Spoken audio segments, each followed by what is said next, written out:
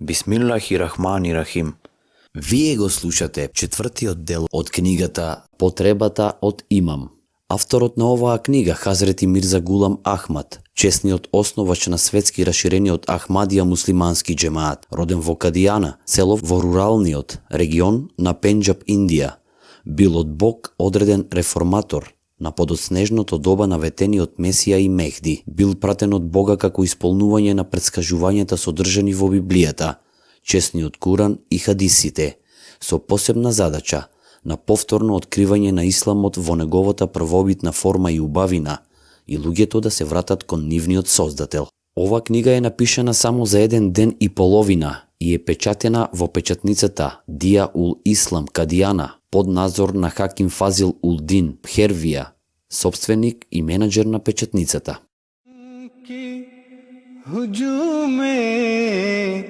बला से उठी है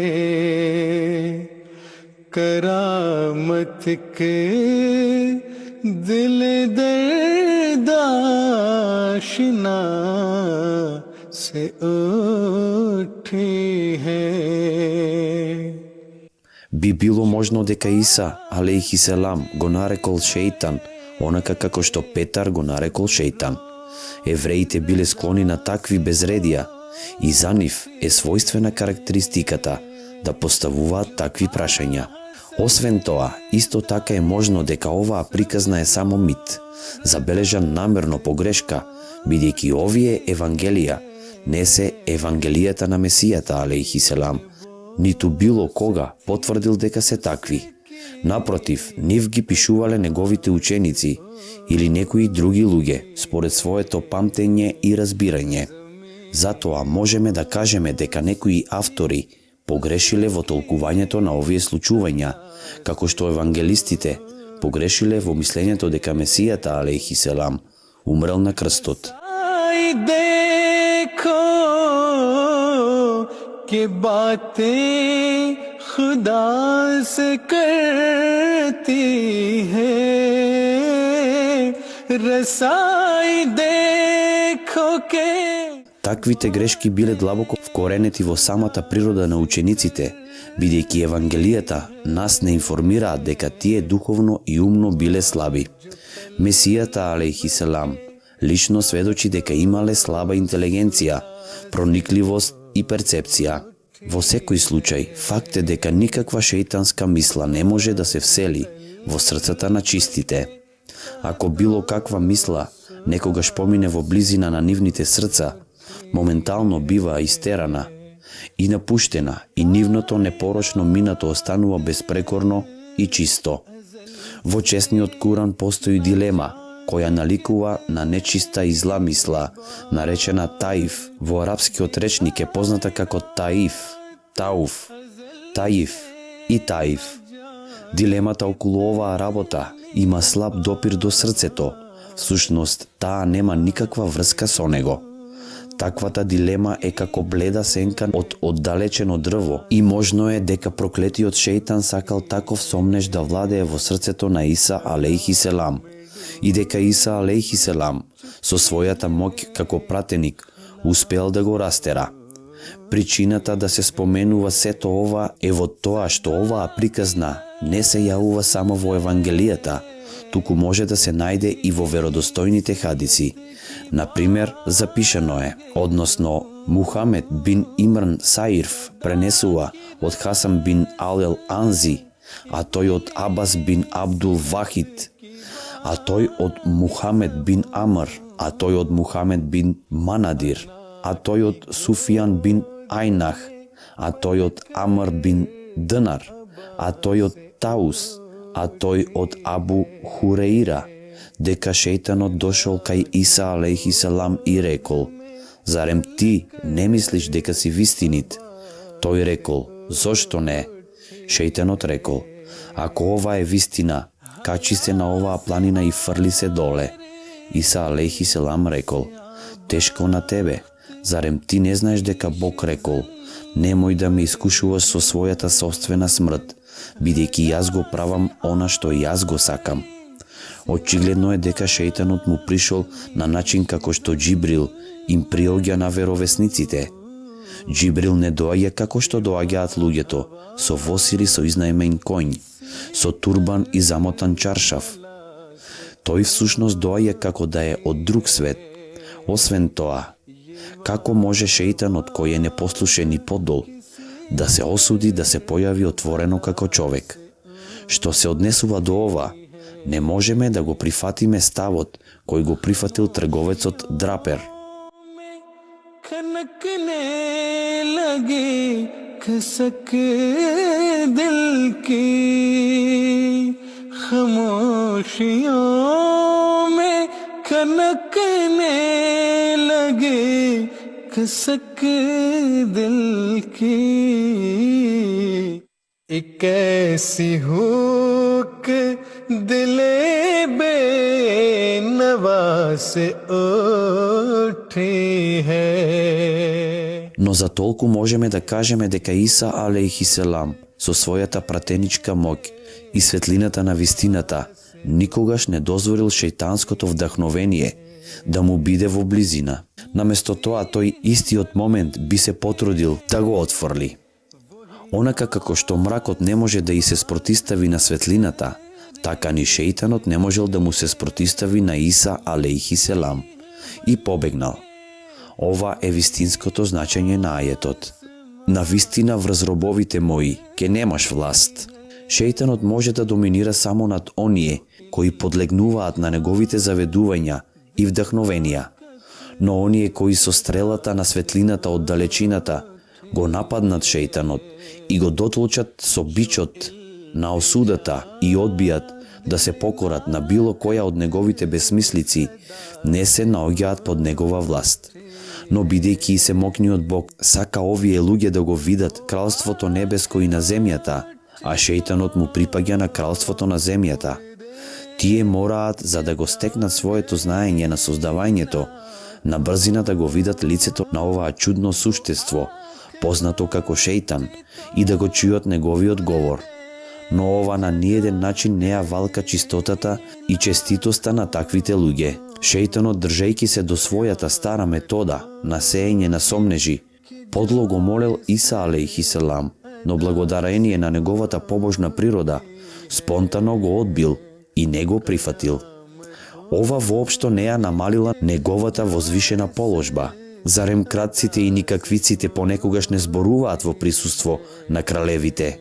Кажано во духовни термини, тоа било така што шејтанот го ставил својот збор во неговото срце.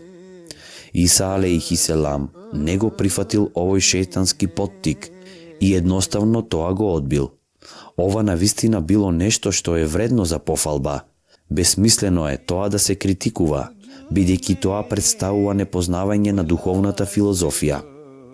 Секој светец и суфија не можел да ја одбие и разори нечистотијата на шејтанските наговори, како што можел Иса алейхиселам со помош на бичот на својата светлина. Саид Абдул Кадир Јилани кажува: јас еднаш примив шејтански поттик. Шејтанот рекол: о Абдул Кадир, сите твои молитви се прифатени, од сега се што на другите им е забрането, за тебе е дозволено. Ти дури си ослободен од задолжителните намази. Работи се што сакаш. На тоа јас му одговорив: губи се, о шејтане, како може нешто што не му е дозволено на честниот пратеник салаллаху алейхи веселем, мене да ми биде дозволено. После тоа шејтанот исчезна од мојот видик, заедно со својот златен престол. Кога дури и Божји човек и исклучителна личност како што е Абдул Кадир примил шејтански поттик, како можат обичните луѓе, кои се уште во целост не го завршиле своето духовно патување, можат да бидат безбедни од тоа, бидејќи за разлика од Саид Абдул Кадир, Јилани и Иса алейхиселам, на нив не им се дадени духовни очи, за да ги препознаат шејтанските предизвици. Запомнете дека пороците, кои во огромен број се наоѓале во Арабија, пред доаѓањето на честниот пратеник салаллаху алейхи веселем, често доживувале шејтански вдахновенија, врз чија основа понекогаш и давале предскажувања кои подосна се оствариле. Чудно, но некои од нивните предскажувања на вистина станале вистинити. Исламската литература е полна со такви приказни. Затоа секој кој ги негира шејтанските вдахновенија, ги негира учењата на своите пратеници, како и самата институција на пратеништвото. Во Библијата е забележено дека еднаш 400 пратеници доживеале шејтанско вдахновение и предскажале победа на некој крал, откако биле насамарени со лажен дух. Но кралот во таа битка бил убиен како презирна личност, а неговата војска претрпела голем пораз. Меѓутоа постоел и еден пратеник кој преку Џибраил примил објава и предскажал дека кралот ќе биде убиен, дека кучињата ќе го јадат неговото мртво тело и дека тоа за него ќе биде голем пораз.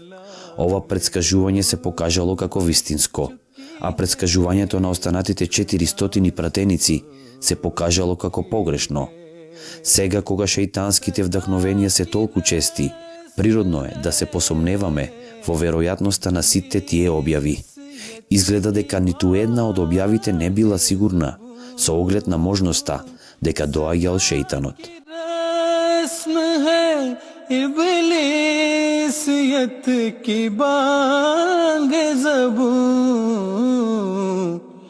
अना की गोद में पलकर अब्बास. Посебно е што истата работа му се случила и на големиот пратеник, како што е Иса алейхи селам. Ова сериозно ја подкопува веродостојноста на оние што ги примале објавите. Дали во таква ситуација објавата представува еден вид на тешко искушение? Одговорот на ова прашање е дека ова не е причина да станеме малодушни, бидејќи Божиот закон кажува дека се што е вредно и драгоцено на овој свет е испратено со расипување. Погледајте, постојат бисери кои се извадени од морето и постојат ефтини кои луѓето вештачки ги прават и ги продаваат. Трговијата со правите бисери не може да се сопре, само поради тоа што постои имитација на бисери, бидејќи јувелирите на кои се мокниот Бог им подарил проникливост, со еден поглед го препознаваат правиот и го разликуваат од фалсификуваниот. Според тоа, јувелир на бисерите на објавите е имамот на своето доба. Држејќи се блиску до него, човекот може лесно да ги разликува стварното од вештачкото. О, мистици, о, жртви на алхемијата, чекорете внимателно по овој пат и запомнете дека вистинската објава, која во целост доаѓа од семокниот Бог, ги има следните карактеристики. Се доживува во состојба кога пламенот на болката го топи човечкото срце и тоа тече кон семокниот Бог како бистра вода. За ова говори хадисот кој кажува дека честниот Куран е обвиен во тага и затоа треба да го учите со тажно срце. Вистинската објава ја пратат одлики на задоволство и сласт. Таа влева доверба од непознати причини, го пробива срцето како железна шајка, а незините зборови се изразени и се без грешка. Вистинската објава носи одредена величественост и возвишеност со себе. Таа силно го погаѓа срцето и се симнува на него со голема сила и стравопочит. Спротивно на тоа, лажната објава е окарактеризирана со слаб глас, кој е налик на гласот на крадец, евнух, женски глас, бидејќи шејтанот е крадец, евнух и жена. Вистинската објава во себе носи добродетели на Божите моки. Неопходно е таа да содржи предскажувања кои се исполнуваат.